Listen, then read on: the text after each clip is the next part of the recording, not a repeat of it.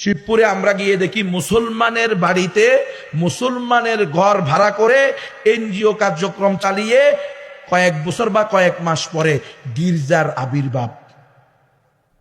মুসলমানের ঘর ভাড়া দেন, এনজিওর কাছে ভাড়া দেন, টাকা তো সব না।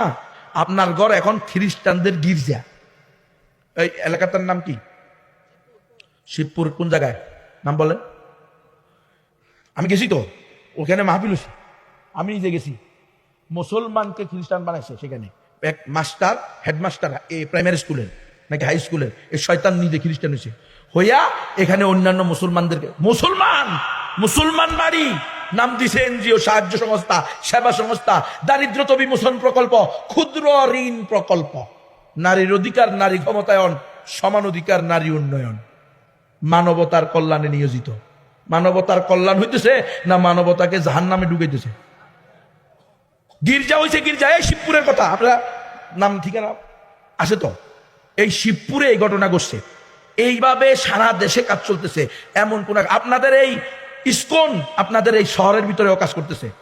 ইসকনের সদস্যরা মুসলিম নারীদের, মেয়েদের পিছনে লেলিয়ে দেওয়া হয়েছে। তাদেরকে প্রেমের নাটক করে মুসলিম মেয়েকে প্রেমের নাটক করে ধর্ষণ করে সতীত্ব হরণ করে একটা মেয়ের সবচেয়ে দামি সম্পদ হলো তার সতীত্ব। এটাকে যখন তারা লুণ্ঠন করে, এরপরে এই মেয়ে আর নিজের জীবনে বেঁচে থাকাকেও অনেকে অযথা বেহুদা মনে করে। এই জন্য দেখবেন অনেক মেয়ে ধর্ষণের শিকার হইলে সেই লাঞ্ছনা অপদস্থতা সহ্য করতে না পেরে অনেক সময় আত্মহত্যা করে। করে কি করে না? এই মেয়ে যখন সতীত্ব শেষ করে দেয়, তার অডিও ভিডিও ধারণ করে উগ্র হিন্দুত্ববাদী ইসকন সদস্য লম্পট তখন এই মেয়েকে বলে, এখন তোমার রাস্তা একটাই খোলা, সেটা হলো আমার সাথে হিন্দু হওয়া।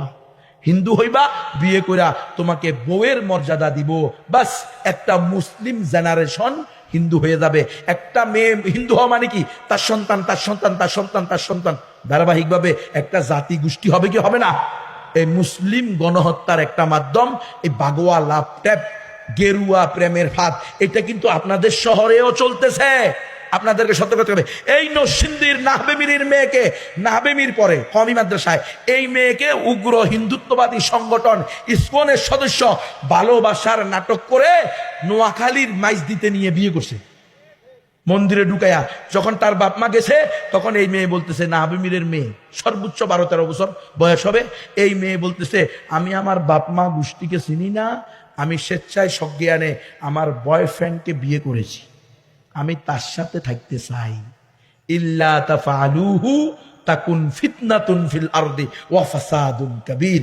তোমরা যদি আল্লাহর দেওয়া জীবন বিধান, রাসূলের সুন্নাহকে জেনে নিজেদের জীবনে প্র্যাকটিস না করো, সেটাকে গুরুত্ব না দিয়ে ইহুদি খ্রিস্টানদের দেখানো রাস্তা, পদ্ধতি, তরিকায় শুধু দুনিয়া শুধু দুনিয়া শুধু দুনিয়া নিয়ে ব্যস্ত হয়ে যাও, তাহলে জমিনে বড় ফিতনা এবং বিপর্যয় ঘটবে।